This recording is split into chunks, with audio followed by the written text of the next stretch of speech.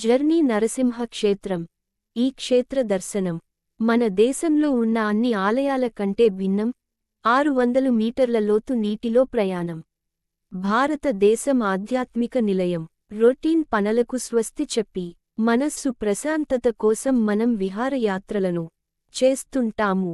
కాగా ఈ విహారయాత్రాల్లో ఎక్కువగా ఆలయాలను ఎంచుకుంటాము. అలా తప్పనిసరిగా దర్శించుకునే ఆలయంలో ఒకటి జర్నీ నరసింహ క్షేత్రం. క్రీ.పూ 400 ఏళ్ల క్రితం ఈ క్షేత్రంలో స్వామివారు కొలువై ఉన్నారు. ఈ క్షేత్ర దర్శనం మన దేశంలో ఉన్న అన్ని ఆలయాల కంటే భిన్నమైనది, ప్రత్యేకత కలిగి ఉన్నది.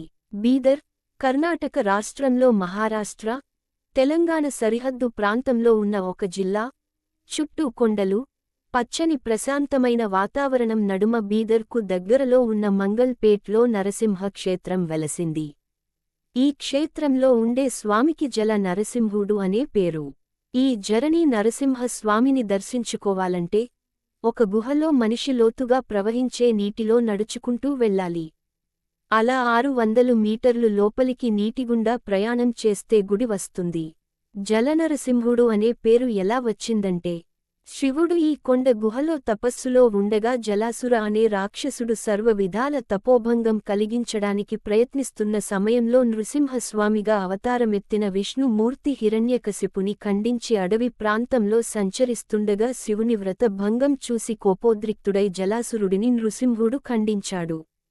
రాక్షసుడైనా కొద్దిగా చేసిన పుణ్యంతో నరసింహస్వామి ఏదైనా ఒక మంచి కోరిక కోరుకో తీరుస్తానని అడగగా, జలసురుడు చివరి ఘడియలో నృసింహస్వామిని ఒక కోరిక కోరుకున్నాడు.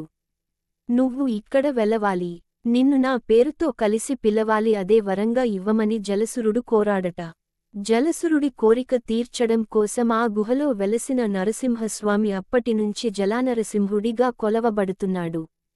బీదర్కు ఎలా చేరుకోవాలంటే, హైదరాబాద్ నుంచి బీదర్ 140 కిలోమీటర్ల దూరంలో ఉంది. 3 గంటల ప్రయాణం.